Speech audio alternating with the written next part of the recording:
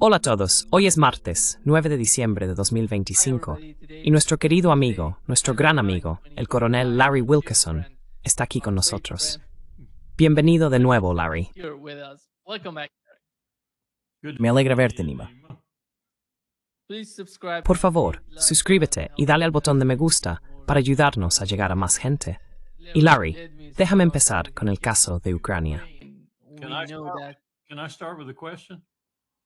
¿Puedo empezar con una pregunta? ¿Han derrocado ya a Lula da Silva? Bien, puedo anotar eso, uno en contra de Marco Rubio. I can mark that one up, one against Marco Rubio. Yeah. Yeah. Let me start, Larry. Sí, déjame empezar, Larry. Hablemos de lo que está ocurriendo con el caso de Ucrania. Sabemos que hubo una reunión en el Reino Unido.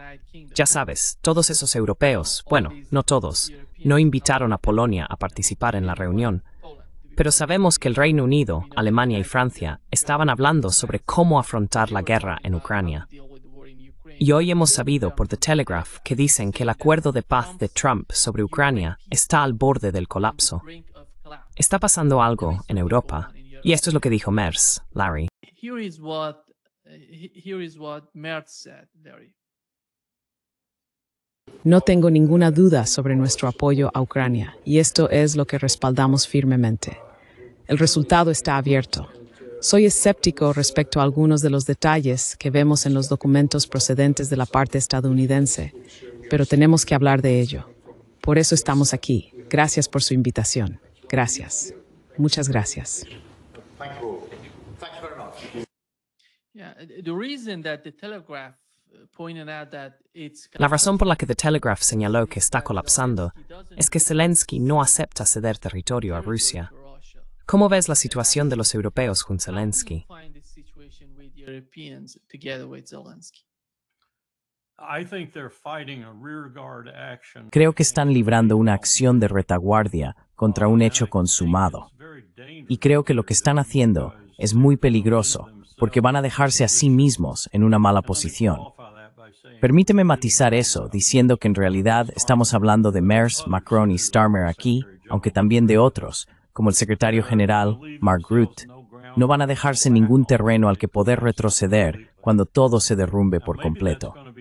Ahora bien, quizá eso resulte ser algo positivo. Yo pensaría que sería algo negativo, pero podría ser positivo, porque si estas personas abandonan la escena aún más precipitadamente de lo que creo que lo harán, es decir, si son destituidos, formalmente destituidos, digamos antes o justo después de Navidad, entonces, en realidad no importa, porque el pueblo habrá hablado de la manera que pueda, en Alemania, Francia, Gran Bretaña y también en otros lugares como hizo Holanda. And elsewhere too, as Holland did. And they will have said, we don't want you guys anymore. Y dirán, ya nos queremos más. Son principalmente hombres, hay unas pocas mujeres entre ellos. Ya nos queremos. Estáis hablando de gastar el 5% de nuestro dinero en guerra, en armamento y defensa. Vuestro eufemismo para todo esto. No nos gusta, no nos gusta. Nos gustan los sistemas sociales que tenemos. Nos gusta la sanidad, nos gusta la educación, nos gustan las buenas carreteras, nos gustan todas las cosas que tenemos. Los daneses somos votados como el pueblo más feliz del mundo cada año o cada 2 años. No queremos que eso cambie. Así que estas personas van a ser expulsadas en las urnas. Pero pueden, como un elefante moribundo que aún puede destrozar mucha hierba, causar daño antes de irse. Espero que sea mínimo. Espero que solo se dañen a sí mismos. En particular esos 3 personajes, Merz, Starmer y Macron, porque son unos pésimos, pésimos líderes europeos. Lousy European leaders. Esto es literalmente lo que dijo Donald Trump sobre su propuesta de paz. Responsable del estancamiento del progreso que está pasando allí. Bueno, tiene que leer la propuesta. En realidad no la había leído todavía. El borrador más reciente, hasta ayer. Quizá la haya leído durante la noche. Sería bueno que la leyera. Ya sabes, mucha gente está muriendo, así que sería realmente bueno que lo hiciera. Su gente adoró la propuesta. Les gustó mucho, sus lugartenientes. Su equipo más cercano, les gustó. Pero dijeron que él aún no la ha leído. Creo que debería encontrar tiempo para leerla.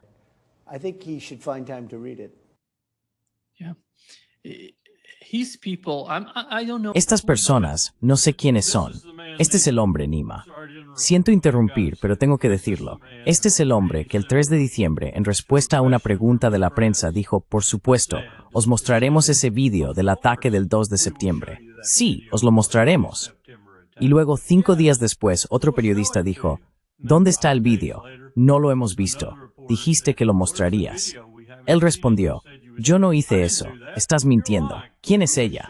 Y luego se volvió hacia uno de los suyos y dijo, desastre de. Es el mismo hombre. Entonces, dificultad en un momento dado.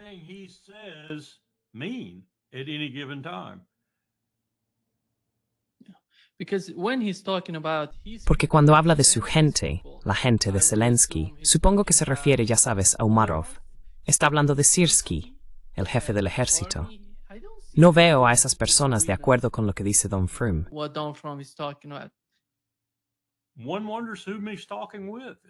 Uno se pregunta con quién está hablando, y no lo sabes, porque él elige con quién habla, no con Witkoff, ni con Marco Rubio, ni con quien sea. Él elige con quién habla, y por lo general elige a alguien de quien sabe que va a oír algo favorable. No siempre, pero la mayoría de las veces. A veces no tiene elección cuando tiene que hablar con el líder real. Sin embargo, no creo que ahora mismo tenga ganas de hablar con Zelensky. Supongo que nunca mencionó el nombre ahí, pero asumo que la persona de la que hablaba, la que no lo había leído, era Volodymyr Zelensky, que no había leído el acuerdo. Bueno, apuesto a que sí lo ha hecho. Apuesto a que lo tiró al suelo después de la primera página. Anstednan. Ya no está al mando, creo. Pienso que la capa que está debajo, la que se prepara para destituirlo, está tomando cada vez más el control. Y no creo que le quede mucho tiempo.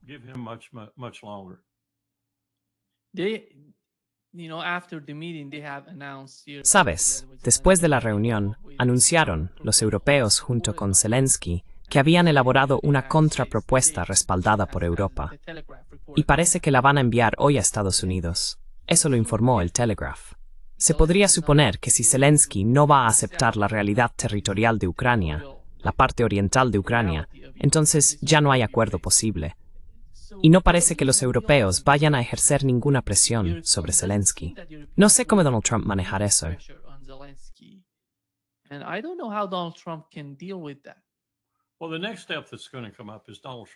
Bueno, el siguiente paso que va a ocurrir es que Donald Trump va a ignorar a todo el mundo. Sé lo que hizo antes. Sé que fue a hablar con los europeos después de decir lo que dijo tras la cumbre de Alaska, y que al parecer los europeos le convencieron de hacer algo diferente. Y ahora creo que ha vuelto a la línea original, igual que Putin. Y Donald Trump es tan voluble que nunca se sabe lo que va a hacer en un momento dado. Pero creo que esta vez es muy probable que les dé la espalda a los europeos. Es muy probable que diga, por ejemplo, este sería el peor caso, que os den Zelensky, que os den Macron, Starmer, Merz, todos vosotros, me largo de aquí.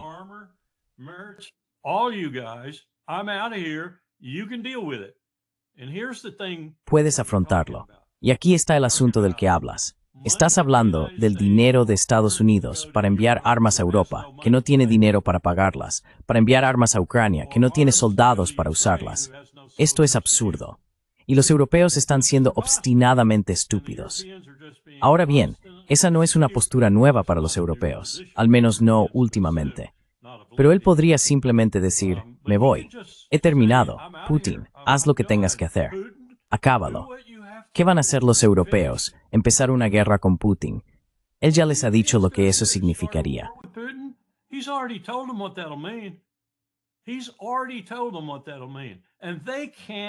Ya les ha dicho lo que eso significará. Y no pueden reunir ni un solo cuerpo de ejército. Putin tiene unos 7 u 8 en las líneas del frente. No pueden reunir las defensas aéreas, no pueden reunir los drones, no pueden reunir nada de lo que Putin ahora tiene en abundancia. Si empiezan una guerra con él, serán destruidos. Y adivina qué, la OTAN no va a funcionar en el sentido de que Estados Unidos intervenga, no con Donald Trump al mando. Así que están jugando un juego muy pro China.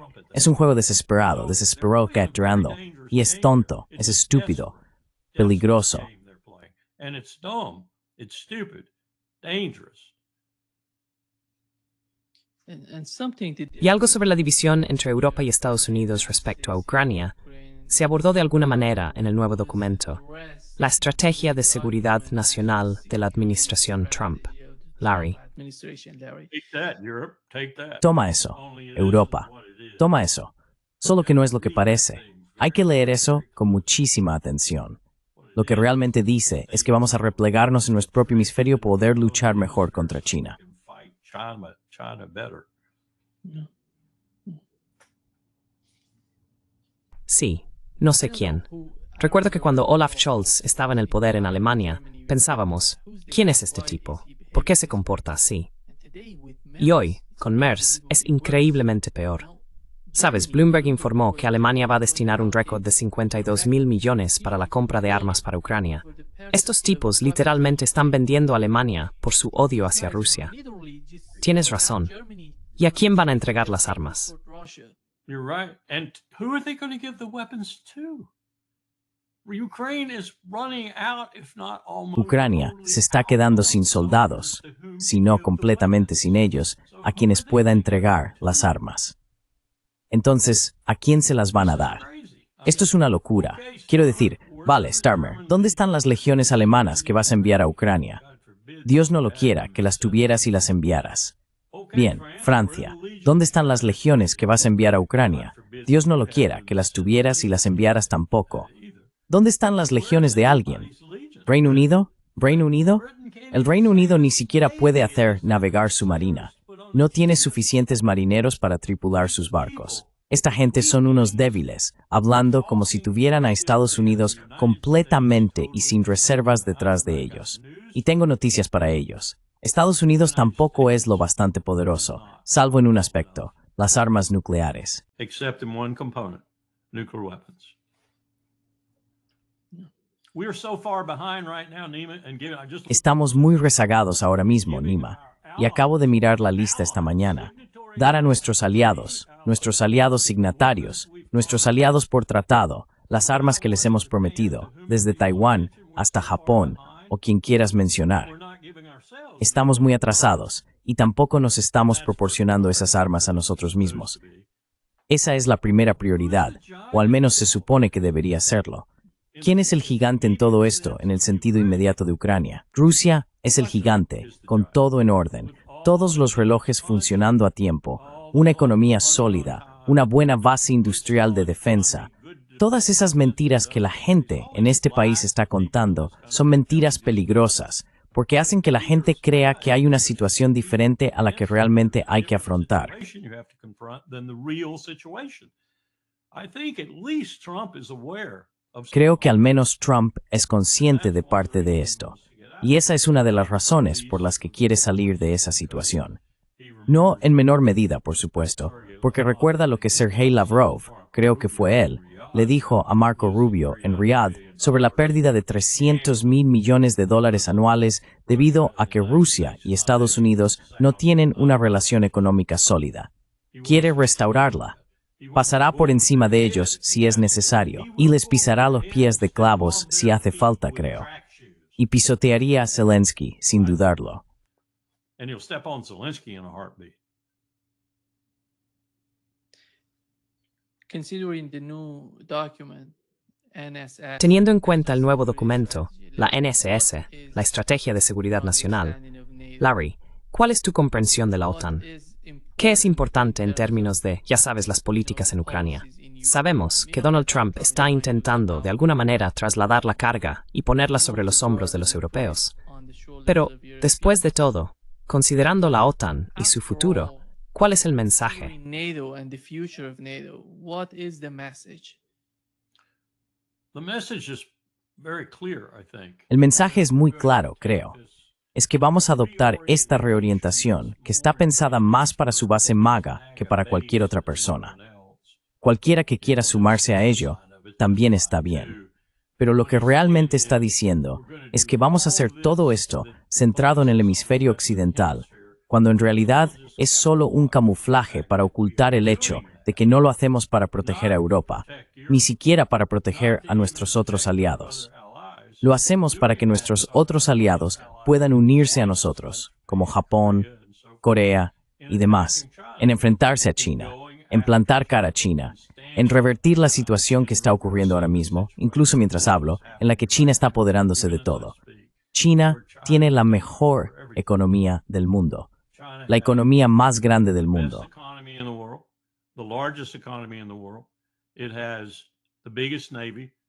Tiene la marina más grande, la fuerza aérea más grande y el ejército terrestre más grande. Posee la base industrial de defensa más capaz del mundo. Rusia es probablemente la segunda más capaz. Y ahora está, al menos nominalmente, aliada con Rusia. Creemos que tenemos que hacer algo al respecto, y más pronto que tarde. La mejor manera de hacerlo es, por así decirlo, volver a casa en cierto sentido, aunque en realidad no lo estamos haciendo. Si se observan los cierres de bases y cosas por el estilo, y las nuevas bases que se están construyendo en suelo europeo.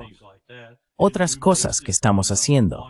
El muro que estamos levantando en el Pacífico, en la cadena de islas que utilizamos en la Segunda Guerra Mundial. Todo esto está dirigido a China.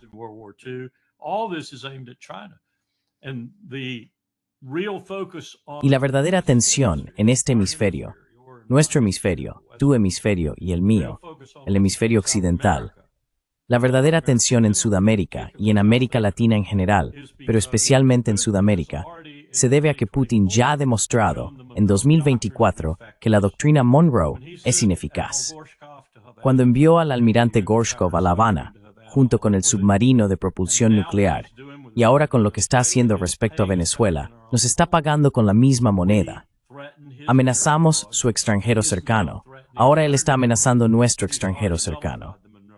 Ya ha anulado la doctrina Monroe, y la está anulando aún más ahora con Venezuela. Así que decimos que tenemos que volver a casa para expulsar a China antes de ir tras ellos en su propio territorio.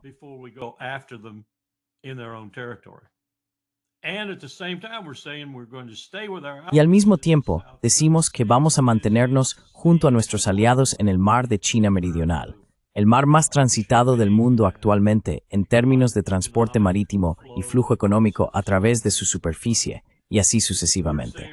Decimos que vamos a mantener a Japón, Filipinas, Corea y otros dentro de esta estructura de alianzas allí. Y vamos a permanecer en el mar de China Meridional. No dijimos nada sobre volver a casa desde el mar de China Meridional.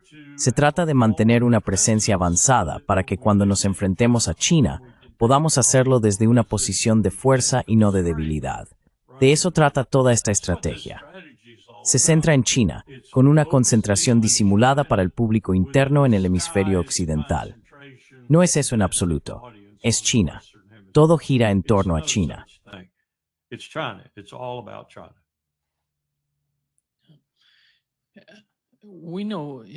Sabemos que Donald Trump dijo, voy a volver al hemisferio occidental.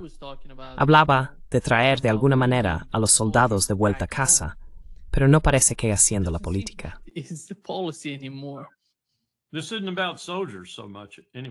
De todos modos, esto no trata tanto de los soldados. En realidad se trata de las fuerzas aéreas y las armadas cuando se habla de China. No tiene mucho que ver con los soldados.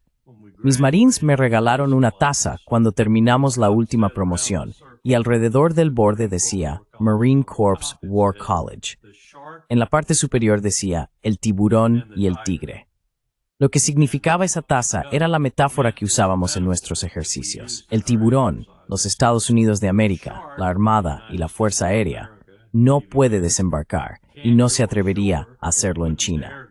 Y el elefante o el oso, lo que quieras usar para representar a China, no puede entrar en el mar, porque habríamos tratado a su armada y a su fuerza aérea de tal manera que la mayor parte de lo que les quedaría sería su fuerza terrestre. Entonces, ¿qué haces después?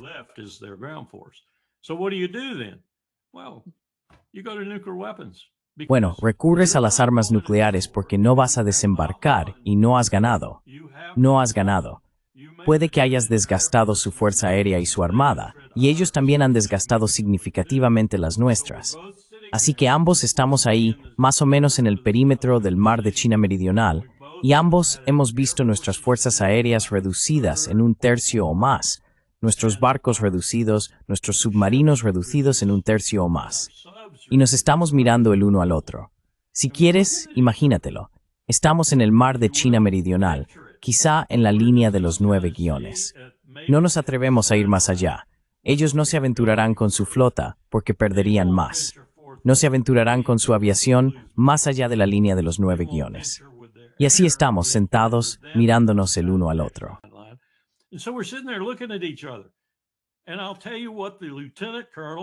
Y te diré lo que dice el teniente coronel o el coronel en el juego de guerra en ese momento. Necesitamos usar armas nucleares. Y los líderes civiles en el juego de guerra dirán, no, no vamos a llegar a eso. Pues bien, ahora tenemos líderes civiles de los que no estoy seguro que dijeran eso. Así que estamos hablando de un conflicto nuclear. De eso estamos hablando. Y como te he dicho antes, tenemos gente en los laboratorios, jóvenes, con la máxima cualificación técnica. Tenemos gente en el Pentágono que ahora habla, por ejemplo, de un primer ataque, eliminar cualquier capacidad de represalia, sobrevivir después y salir victoriosos. Estamos hablando de la guerra nuclear como una herramienta de la guerra moderna. Y a eso conduce esto. A eso conduce esta estrategia.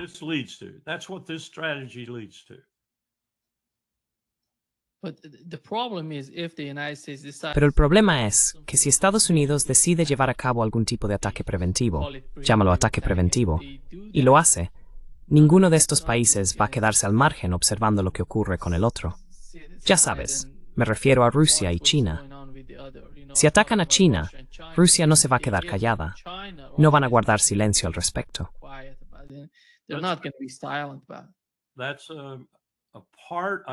Esa es parte, creo, del acercamiento de Trump a Moscú, intentar alejarlos un poco. Pero lee la estrategia con mucha atención. Lo que vamos a hacer con China, en nuestro propio hemisferio, es sacarlos de ahí. Eso es lo que queremos hacer ante todo. ¿Sabías que el año pasado todos los países de Sudamérica comerciaron más con China que con Estados Unidos? Exacto. Eso es lo que quieren hacer. Quieren expulsarlos. Por eso Rubio anda por ahí intentando reclutar líderes en Sudamérica. Quieren erradicar a China de raíz del hemisferio occidental. Luego se enfrentarán a ellos. Pero esta idea de estar en el hemisferio occidental tiene que ver con luchar contra China allí. Y de hecho, contra cualquiera que quiera venir y ocupar nuestro lugar. Pero China es la potencia preeminente que está haciendo esto.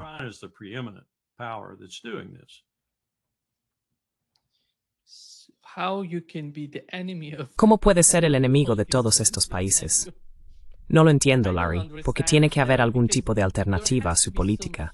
Hasta ahora, no he visto nada que parezca muy exitoso. No está funcionando. No está teniendo eco aquí en Brasil.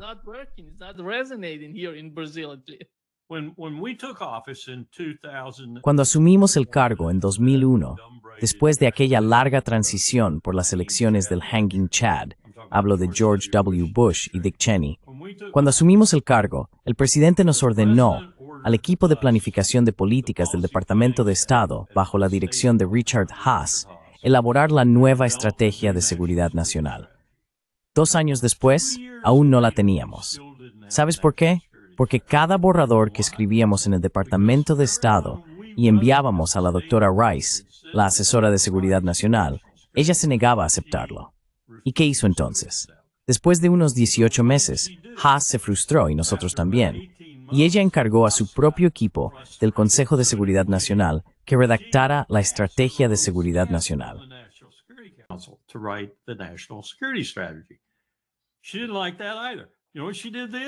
A ella tampoco le gustó eso.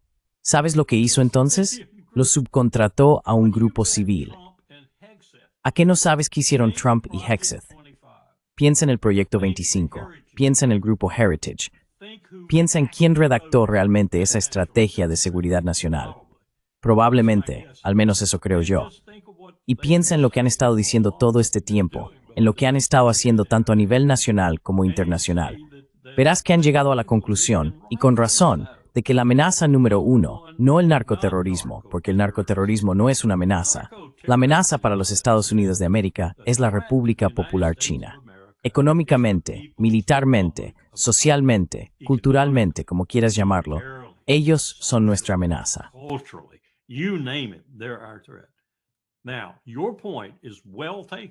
Bien, tu punto está bien planteado.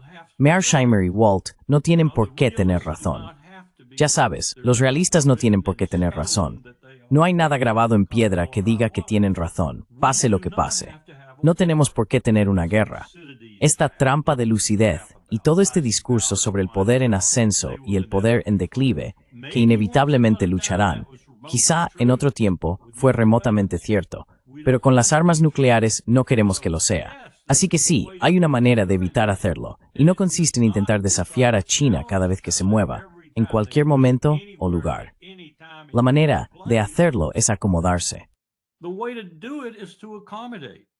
And I don't mean, people say, oh, well, that's Y no me refiero a la gente dice, ah, bueno, eso es lo que hizo Neville Chamberlain con Hitler, y mira lo que obtuvimos. No estoy hablando de ese tipo de concesión. Hablo de aceptar el hecho de que el poder está decayendo en Occidente y desplazándose hacia Oriente, y de afrontar eso como lo han hecho los imperios a lo largo de la historia cuando les ha tocado. Sigues adelante, ganas dinero, tu economía prospera, tratas con el posible enemigo, él trata contigo. Se resuelven las cosas por la vía diplomática, económica, financiera y demás. No se va a la guerra. No hay nada predestinado en que los seres humanos vayan a la guerra, salvo la más burda estupidez, insidioso que de eso hay de sobra en el mundo. And God knows there's plenty of that in the world. Larry, do you see the ability or the possibility Larry, of the United ¿ves la States capacidad o la posibilidad de que Estados Unidos desempeñe un papel más cooperativo en lugar de ejercer presión sobre otros países? Porque así es como actúa China. Buscan socios, alguien con quien colaborar. Exactamente. ¿Cómo va eso? ¿A alguien le preocupa este tipo de actitud? Al ejercer presión, por ejemplo, aquí en Brasil, al presionar a Lula, ¿qué van a conseguir? No veo que salga nada de ese tipo de política. You're absolutely right. They treat it Tienes toda la as a razón. sum game. Lo tratan como un juego de suma cero. Si ellos ganan, nosotros perdemos. Si nosotros ganamos, ellos pierden. No hay nadie que se siente a decir, busquemos una situación en la que todos ganen. La mayoría de las veces eso es posible. Una persona gana, otra gana un poco, una gana mucho, lo que sea. Pero al final del día, una buena diplomacia significa que ambas partes acaben con un nivel de vida razonable y una oportunidad justa de desarrollar a su gente a su manera. Esta tontería sobre la democracia liberal debería tirarse a los pozos del fuego.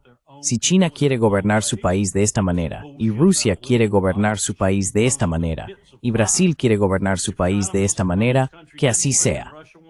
¿Quiénes somos nosotros para decirles a otros cómo deben gobernar sus estados? Llevémonos bien.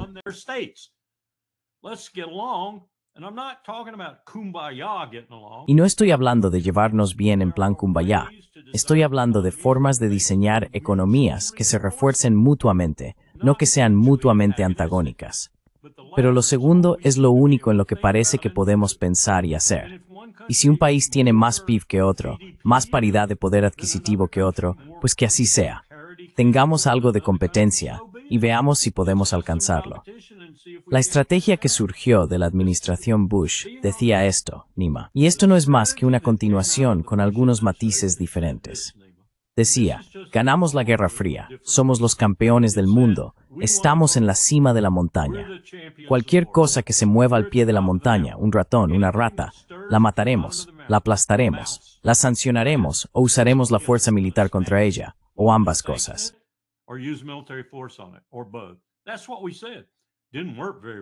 Eso es lo que dijimos. No funcionó muy bien. En realidad, no funcionó nada bien.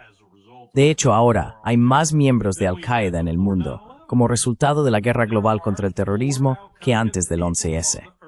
Hay más personas de Al-Qaeda en la Tierra ahora que antes del 11S. Simplemente no funciona. Pero parece que no lo sabemos. No parece que sepamos cómo tratar con la gente del mundo como tuvimos que hacerlo durante unos 150 años o más, cuando no éramos el tipo grande del barrio. Lo hicimos bastante bien. Tratamos con el Imperio francés, el Imperio británico, el Imperio español, el Imperio ruso, y nos llevamos bastante bien. Ahora somos el imperio dominante, y no podemos llevarnos bien con nadie. Eso tiene muy poco sentido, salvo que así es como suelen hacer las cosas los yanquis.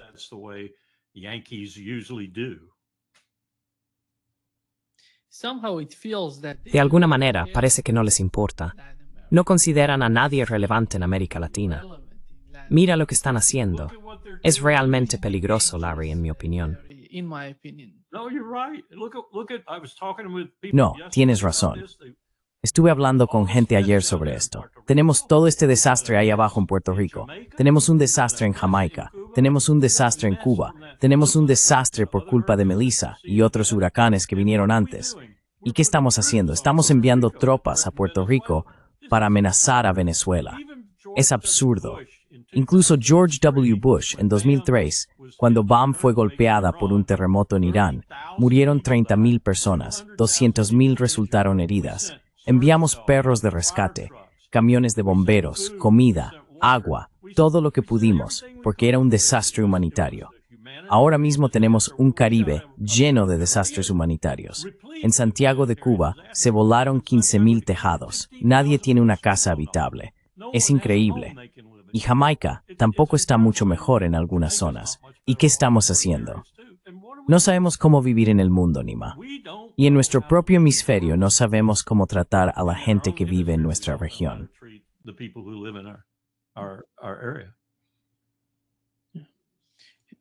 Esto es lo que dijo Donald Trump sobre Maduro, Larry. Los días están contados y Estados Unidos podría atacar pronto territorio venezolano. ¿Podríamos realmente ver tropas estadounidenses sobre en Venezuela? No comento sobre eso. No diría ni una cosa ni la otra. Puedo decir esto. Nos envió a millones de personas, muchas de prisiones, muchos narcotraficantes y capos de la droga, personas de instituciones mentales. Los envió a nuestro país cuando teníamos un presidente muy estúpido. Ya lo sabes, Biden es una persona de bajo coeficiente intelectual, especialmente hoy en día. Quiero decir, ya tenía un coeficiente bajo hace 30 años, pero ahora lo tiene especialmente bajo. Y lo que ha hecho con nuestro país no es bueno. Tren de Aragua, las bandas, una de las pandillas más crueles del mundo. Ahora ha cerrado la frontera. No, envió a mucha de esta gente y también envió muchas drogas. Así que veremos cómo resulta todo. ¿Puedo hablar hasta de unos stewards? Se trata de... Hay tanta amenaza para Estados Unidos por parte de los narcoterroristas, como él los ha denominado, y Hegseth lo ha convertido en una especie de término técnico, como la que habría si el Golfo de México provocara una avalancha que cruzara Texas y llegara hasta la frontera canadiense. Quiero decir, es absurdo. Es lo que hizo George W. Bush, pero al menos George W. Bush tenía cierta justificación, se podría decir. 3,000 estadounidenses muertos, miles de millones de dólares en daños, todo causado por un grupo de terroristas de Al-Qaeda que estrellaron aviones. La mayor parte de eso fue culpa nuestra, por cierto. Pero aún así, causaron daños. Él estaba lleno de ira y tenía que hacer algo. Esto es absurdo. Todo lo que acaba de decir sobre Venezuela o cualquier otro país del mundo, siendo responsable de toda esa gente indeseable que entra en Estados Unidos y hace todas esas cosas, es simplemente absurdo.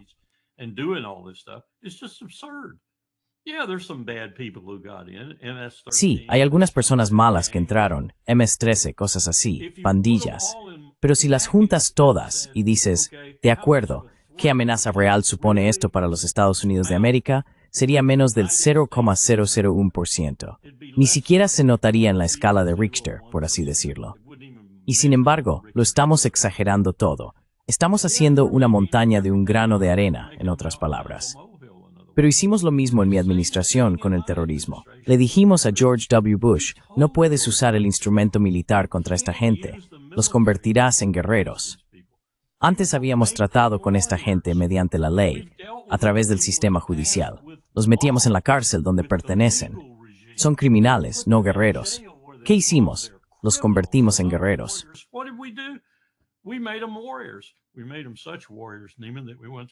Los convertimos en tales guerreros, Nima, que fuimos a Siria y nos aliamos con ellos. Intentamos derrocar a Assad utilizando a ellos, al ISIS, Al-Qaeda y demás. Así que esto es simplemente una estupidez. Es una estupidez máxima tomar el instrumento militar y aplicarlo contra algo amorfo y que no representa una amenaza significativa, como estamos haciendo ahora. Mira a lo que ha llevado. Violaciones masivas del derecho internacional, violaciones de nuestra propia Constitución, de nuestra legislación interna, violaciones del Código Uniforme de Justicia Militar, y está provocando una contaminación de nuestras Fuerzas Armadas, porque ahora ves a tantas personas de rango de oficial general que se suman a esto. Cada uno de ellos debería alzarse y hacerse contar ahora mismo. Cada uno de ellos. Y no lo hacen, igual que no lo hicieron en Quantico en aquella reunión.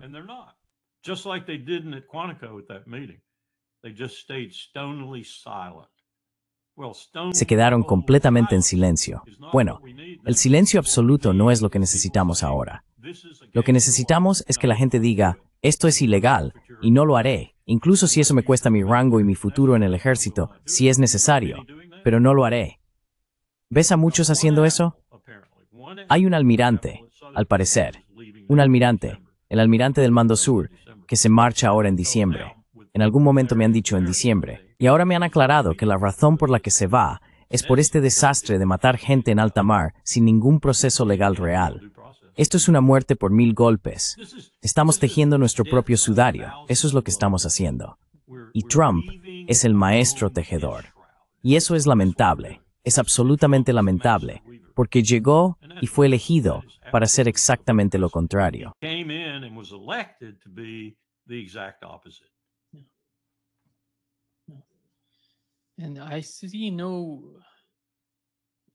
Y no veo ninguna identidad en Pete Hegseth. Veo a alguien que puede cambiar, como el viento. Ya sabes, cuando sopla de izquierda a derecha, él cambia.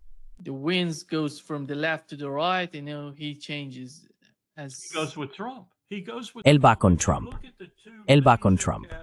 Si observas a los dos principales miembros del gabinete, Rubio por un lado y Hegseth por el otro, son los dos principales cargos en la jerarquía estadounidense. El secretario de Estado tiene la primera precedencia, el secretario de Defensa la segunda. Y el secretario de Defensa también carga con la responsabilidad de ser el ejecutor de los deseos del presidente como comandante en jefe. Así que está muy implicado en la cadena de mando militar. Si miras a estas dos personas, lo que ves ahora mismo, por un lado, es a un neoconservador del que Trump tiene mucho miedo y al que desea neutralizar si puede.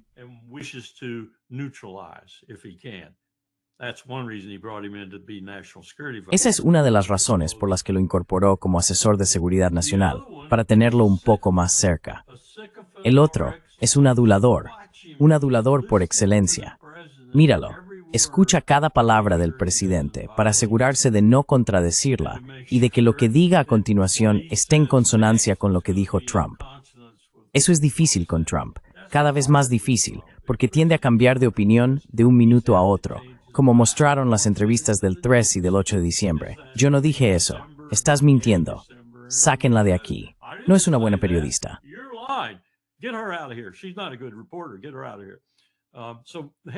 Sácala de aquí. Así que Hegseth tiene que mantenerse al día con eso, y no tiene mucha capacidad mental que le ayude a hacerlo. Así que lo que tenemos, en esencia hoy Nima, es quizá, en el mejor de los casos, un capitán, o mejor aún, un teniente segundo, dirigiendo el mayor establecimiento militar, en términos de dinero, de la faz de la Tierra. Ya sabes, ahora van por $1 billón. $1 billón que buscan conseguir para este establecimiento. El Congreso incluso lo que pidió la administración Trump. También llamaron en 15 millones. Ahora mismo, y más de 3,000 páginas.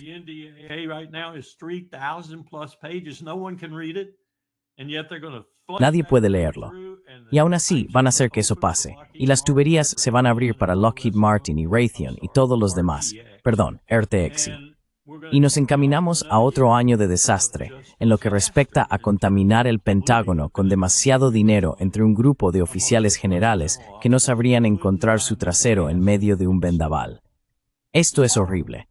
Y estamos pontificando todas esas estrategias que, debido a nuestro tamaño, Nima, y al dinero que respalda ese tamaño, por muy endeudado que esté, van a hacer daño a mucha gente.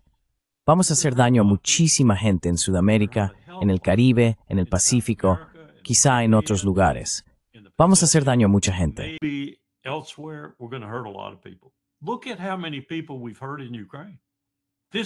Mira a cuánta gente hemos herido en Ucrania. Esto no tenía por qué haber ocurrido en Ucrania. Y no culpo a Putin. No culpo a Putin. Tuvo una paciencia que ni Job tuvo. Se mantuvo firme durante años mientras nosotros seguíamos y seguíamos y seguíamos y seguíamos. Y luego, cuando vio después de 2014 que volvíamos a usar esas excusas para rearmar, volver a entrenar y armar a Ucrania, se rindió y comenzó esta operación militar especial que ahora describe, con toda corrección, como no una guerra. Ya sabes, no puedes decirle eso a la gente que está muriendo, por supuesto. Pero no es una guerra en el sentido clausewitziano. Es una pequeña operación para asegurarse de que su entorno cercano no se vea amenazado por los Estados Unidos de América y, en segundo lugar, por la OTAN. Eso es todo lo que está haciendo.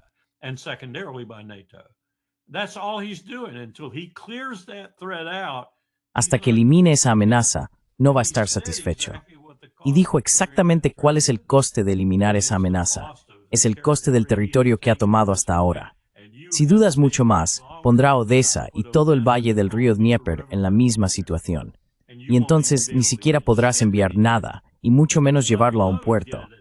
Bien, Europa, dime que vas a desafiar eso. Dime que vas a hacer algo. Lo que estás arriesgando es una guerra, y también te daré una buena paliza. Pero el problema ahí, por supuesto, es que podrías acabar en una situación que lleve con toda seguridad al uso de armas nucleares.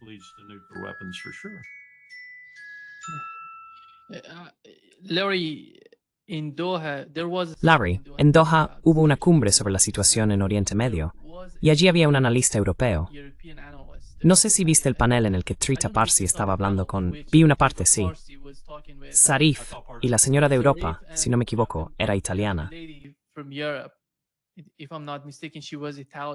Sí, Tienes razón. no recuerdo su nombre, pero creo que Theon. And she said something, somehow. Y ella dijo algo, como sabes, me parece increíble que después de 4 años de conflicto en Ucrania, llames a Ucrania la primera prioridad para Europa. ¿Quién tomó esa decisión? ¿Por qué Ucrania es la primera prioridad? ¿Es realmente tan vital para el futuro de Europa? No forman parte de la UE, no forman parte de la OTAN. Ucrania fue parte de Rusia, históricamente parte de Rusia. Ahora se está convirtiendo en el mayor problema de Europa. ¿Quién está decidiendo eso?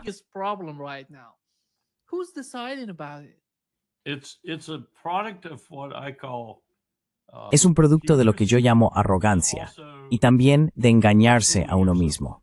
Lo que quiero decir con eso es que los europeos habían llegado a un punto en el que estaban tan acostumbrados a, dicho gráficamente, vivir del pecho de los Estados Unidos, que pensaban que todo lo que se derivaba de esa relación era posible. De repente se vieron desafiados y frenados. Y al mismo tiempo obtuvieron un presidente que realmente sentía que tenía un compromiso con Ucrania, Joe Biden. Las personas a su alrededor, creo que Blinken y Sullivan, fueron más responsables que Biden, porque pienso que Biden estaba desconectado en los últimos años. Pero, fuera cual fuera la química entre el personal y las personas que llevaban las riendas, pensaron que juntos podrían encargarse de una Rusia que, y aquí está el detalle, sus agencias de inteligencia y su ejército les decían que era un tigre de papel, para usar la expresión que Putin encontró tan interesante.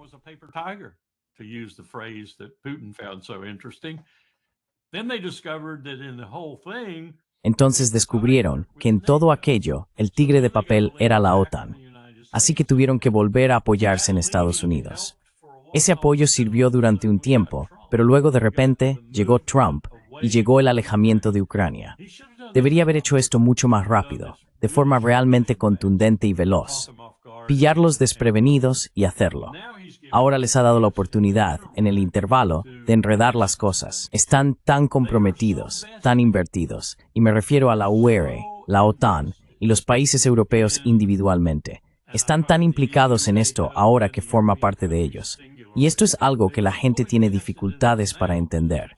Yo también, hasta que llegué a los niveles más altos de toma de decisiones.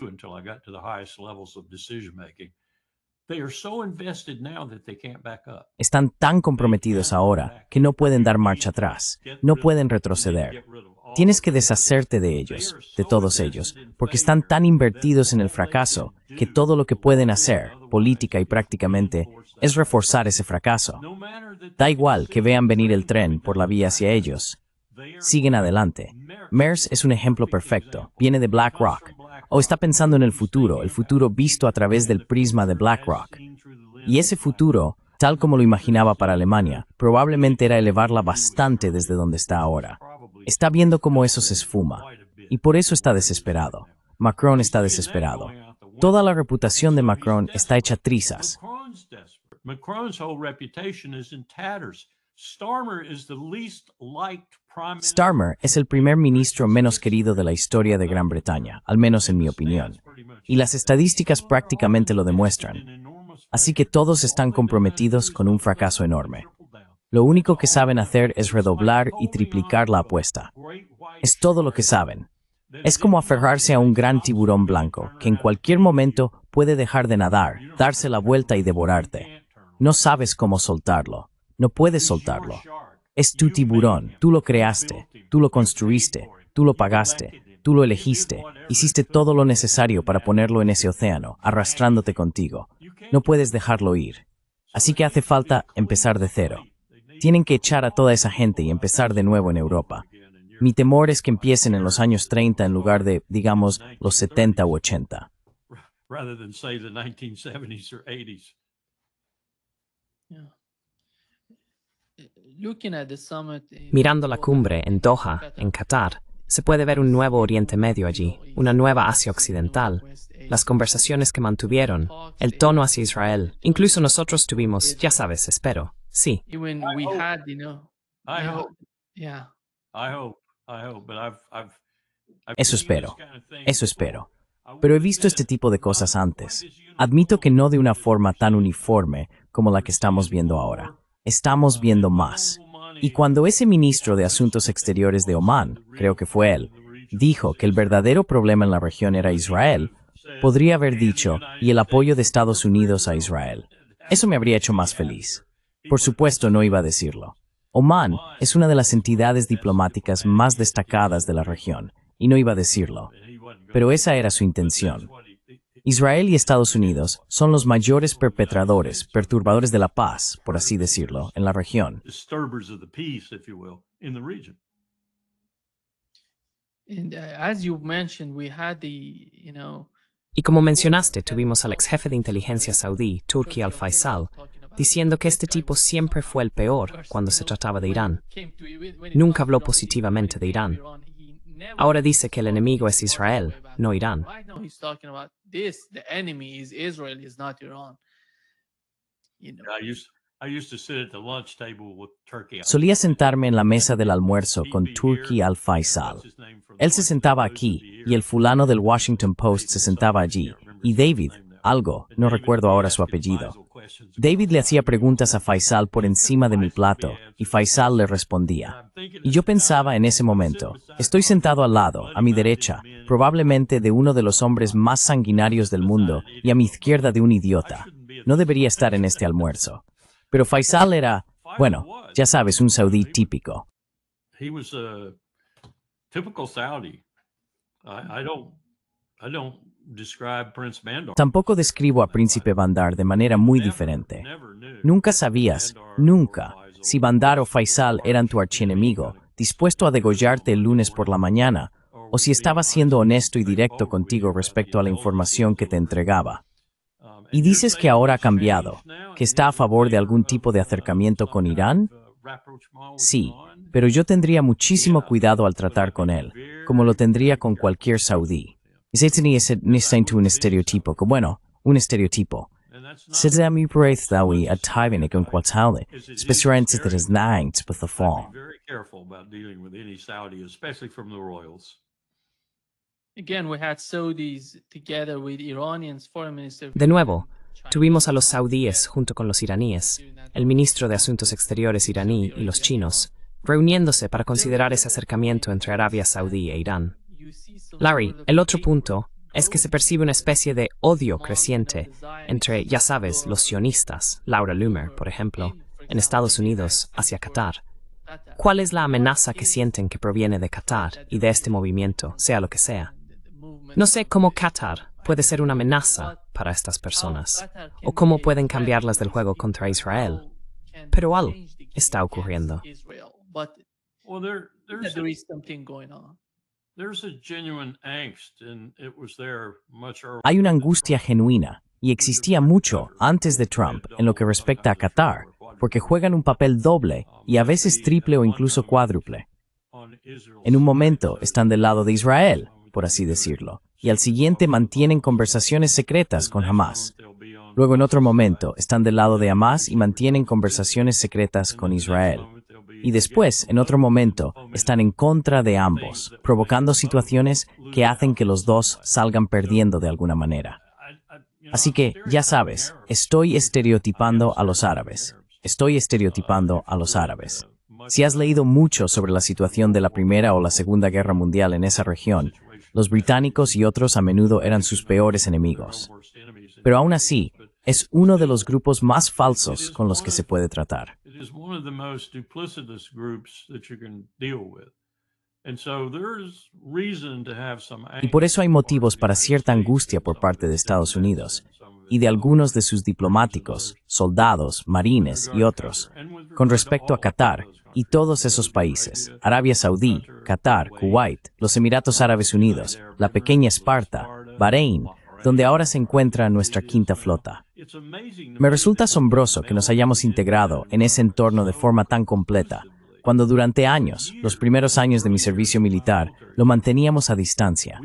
No había manera de que nos acercáramos demasiado a ninguno de ellos. Ahora los saudíes se abrieron paso con su dinero y con todas las armas que compraban y demás. Así que observábamos eso con cierta preocupación y hablábamos de los oficiales militares que habían servido más de una misión en Arabia Saudí.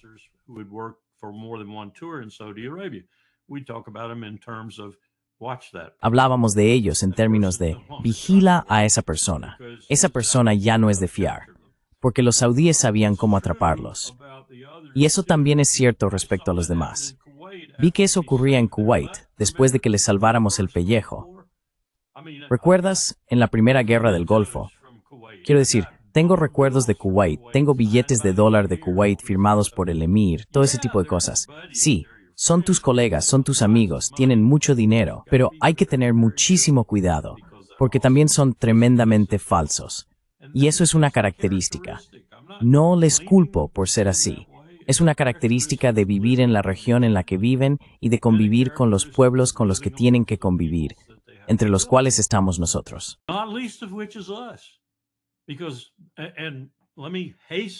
Y permíteme añadir algo más. El Imperio Británico. El Imperio Británico estropeó tanto esa región que no estoy seguro de que alguna vez se recupere, ni siquiera en este siglo. Recuerdo lo que aquel jefe de estación de la CIA en Beirut escribió a Washington cuando lo estábamos acosando justo después de la Segunda Guerra Mundial. Le reprochábamos no vigilar lo suficiente a los soviéticos y también que quizá debería observar un poco mejor a los libaneses y a los saudíes. Y él se recostó y dijo, ¿qué demonios intentáis decirme? El enemigo aquí es Gran Bretaña, que intenta restablecer su imperio. Quiero decir, lo decía en serio. Era la verdad. Y por cierto, creo que ya te lo conté. Aproximadamente una semana después iba en un avión, creo que un C-47, volando a algún lugar de África, y se estrelló y murió.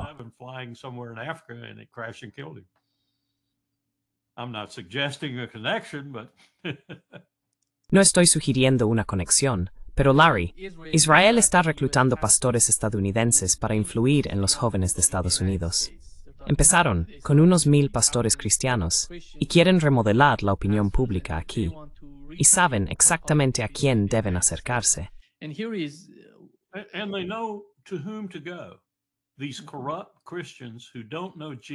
Esos cristianos corruptos que no distinguen a Jesucristo de mi pie izquierdo son a los que atacan.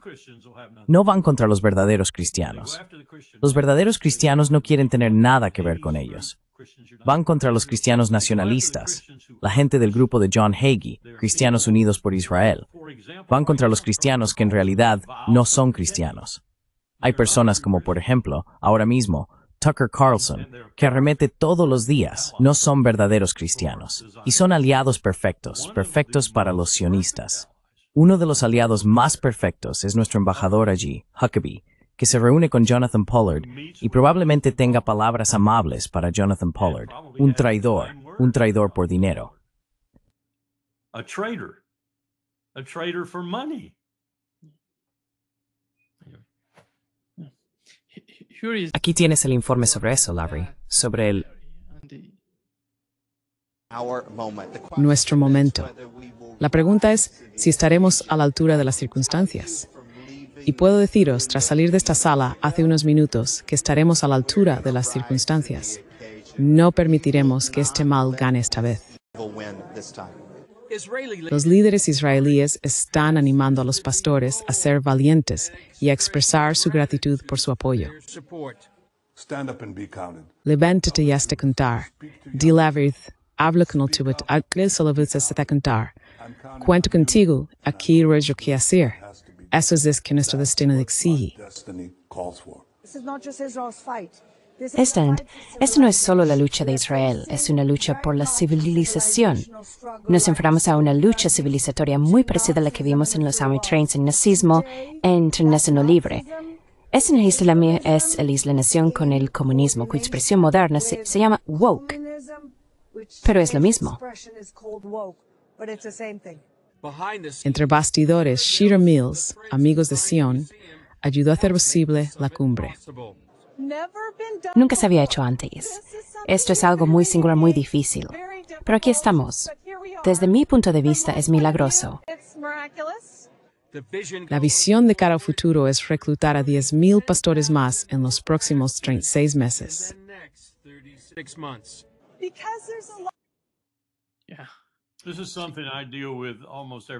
Esto es algo con lo que lidio casi todos los días, como miembro del Consejo Asesor de la Fundación para la Libertad Religiosa Militar. No te imaginarías las cosas que recibimos, las cosas que tenemos que revisar y las quejas que recibimos de miles de miembros de las Fuerzas Armadas de Estados Unidos, de todas las ramas, incluidos los servicios de salud y la Marina Mercante, sobre la actitud de estas personas hacia ellos en las Fuerzas Armadas. Son personas tóxicas, son personas que llevan a Jesús en la frente, pero no es el Jesús de la cruz, ni el del Sermón de la Montaña. Es el Jesús que han fabricado a partir del Antiguo Testamento, como Ted Cruz con Tucker Carlson.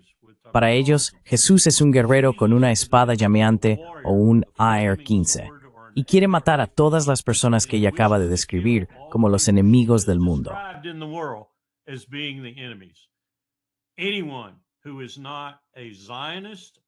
Cualquiera que no sea sionista, un sionista superradical o un nacionalista cristiano, merece morir.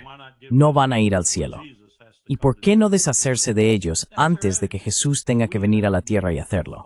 Esa es su actitud. Y tenemos, Nima, demasiados de ellos en este país ahora. Creo que tenemos a uno como secretario de Defensa. Creo que disfraza bastante bien este aspecto de su personalidad mientras es secretario de Defensa, pero creo que es una de esas personas. Creo que, si fuera su voluntad hacerlo, y tuviera el derecho de hacerlo, convertiría el cristianismo en la religión nacional y asignaría al ejército la misión de proteger esa religión.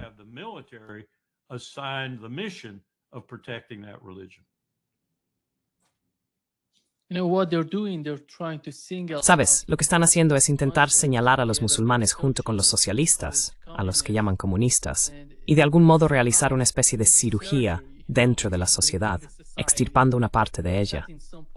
Pero su público, Larry, es el movimiento MAGA.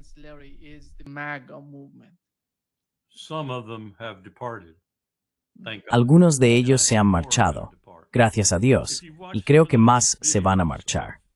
Si has visto algunos de esos vídeos de Charlie Kirk, en los que, en honor a la verdad, responde a preguntas genuinas de su público y las afronta, a veces quedándose visiblemente desconcertado cuando no lograba convencer a quien preguntaba de que su respuesta era mejor que su pregunta. Bueno, había gente que le decía que no llevaba ropa. Había jóvenes que le decían que la asociación con Israel era venenosa para Estados Unidos.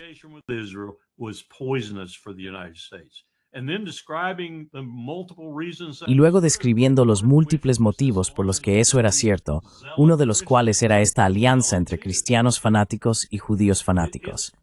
Están perdiendo. Esa es la razón por la que están haciendo esto. Y vas a ver mucho más de ello, porque están perdiendo, por primera vez en muchísimo tiempo, si no la primera vez, al sector joven de este país, en lo que respecta a su afecto, dedicación y lealtad hacia otro país distinto del suyo, Israel. Los están perdiendo. Y están desesperados. Están desesperados. Recibo correos electrónicos todos los días, correos que me dicen que debería hacer esto, que debería hacer aquello, que debería ir aquí, que debería ir allá, probablemente una docena al día.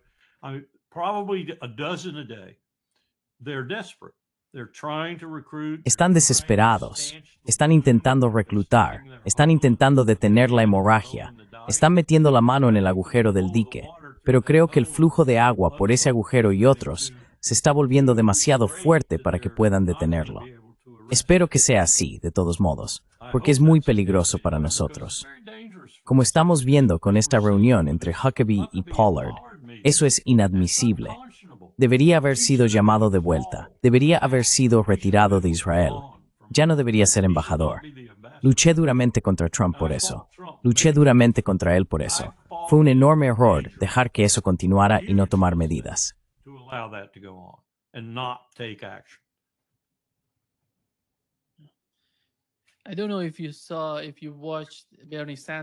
No sé si lo viste, si viste a Bernie Sanders hablando sobre Larry Ellison.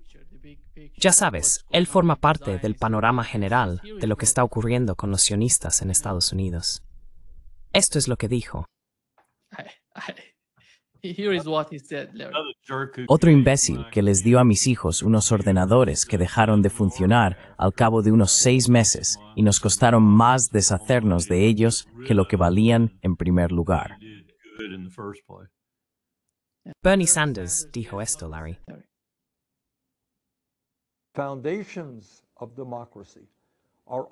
Los cimientos de la democracia están siendo atacados aquí, en Estados Unidos y en todo el mundo.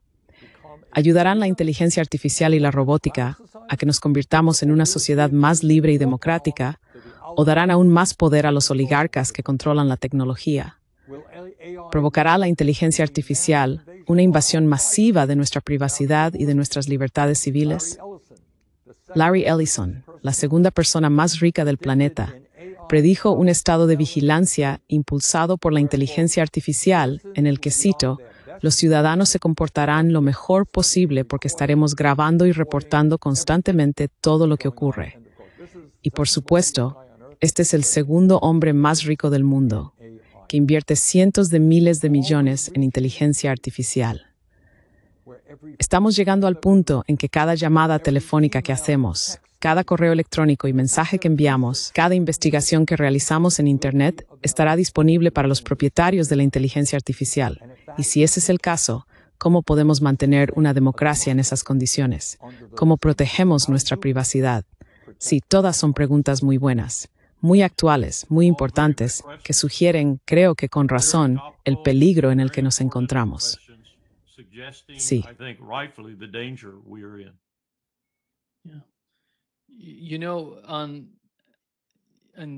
Sabes, el lunes estuve hablando con Larry Johnson. Mencionó que había estado discutiendo cosas con Grok y con DeepSeek, esos dos motores de IA. Estaba hablando sobre la guerra en Ucrania y la situación en Oriente Medio. Dijo que son totalmente parciales, que están intentando remodelar y reorganizarlo todo. Quieren, ya sabes, inyectarte algo que cambie tus creencias. Larry, hoy son tan poderosos en todos los aspectos que puedas imaginar. No se trata solo de las guerras y todo eso.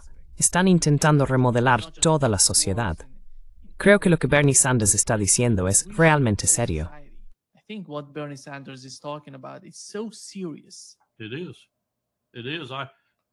Sí.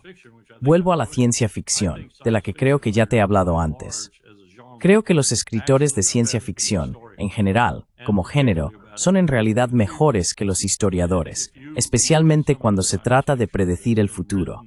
Si miras parte de la ciencia ficción que se ha escrito, que imagina este tipo de futuro, ya sea Blade Runner o cuál era la que hizo Keanu Reeves, The Matrix, Si las observas, creo que estás viendo futuros potenciales. Gente como Larry Ellison y otros están diseñando eso para nosotros. Y de eso mismo nos estaba advirtiendo Bernie. Creo que es una advertencia muy válida. Esas películas que hemos visto y con las que nos hemos reído un poco, quizá nos hemos divertido con todo ese rollo de la ciencia ficción, armas que matan a todo el mundo a la vista y todo eso.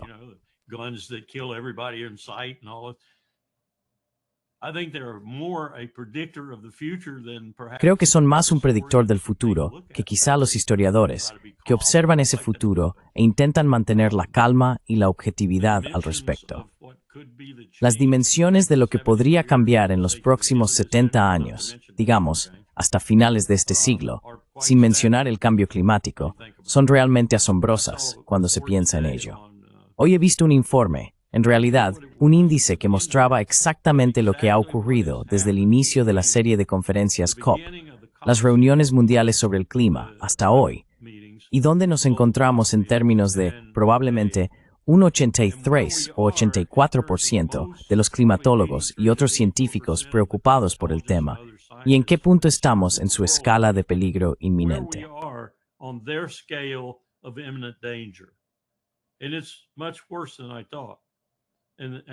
Y es mucho peor de lo que pensaba. Hay personas que podrían hablar de esto con gran detalle.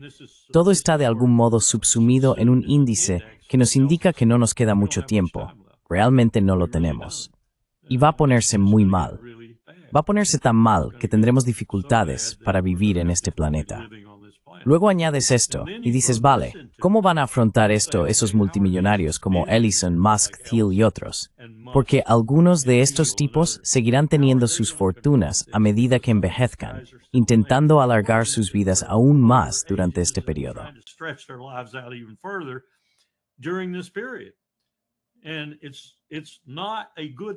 Y no es un buen pensamiento cuando piensas en cómo podrían usar esto y en lo que viene con la tecnología.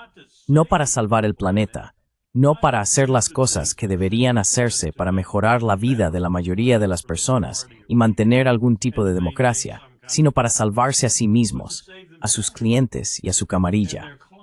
Eso es lo que harán, igual que lo han hecho los ricos a lo largo de la historia. Y da miedo cuando piensas en eso, la tecnología, el cambio climático y el potencial de una guerra nuclear.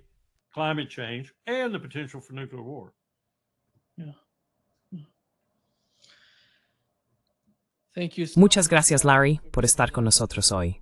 Es un gran placer. Un poco sombrío, pero... Bueno, no diré tú y yo, pero desde luego yo no estaré aquí para ver gran parte de esto. Mis nietos sí. Y una de mis nietas, que tiene trabajo ahora mismo y gana buen dinero recién salida de la universidad, me dijo el otro día que le preocupa perder su empleo, porque la IA está ocupando casi todos los aspectos de su trabajo. Así que ahí lo tienes, justo ahí, en mi propia familia. Ya les ha afectado. Y no puedo afirmar que la IA, al menos por ahora, haga un producto mejor, pero sí que lo hace más rápido y más barato, ya sabes, que los humanos implicados. Así que, no lo sé. Va a ser un futuro muy emocionante en muchos sentidos. Sí, un desafío. Sí, tu hijo crecerá, Cor. Sí. Sí, gracias, Larry. Cuídate. Nos vemos el viernes.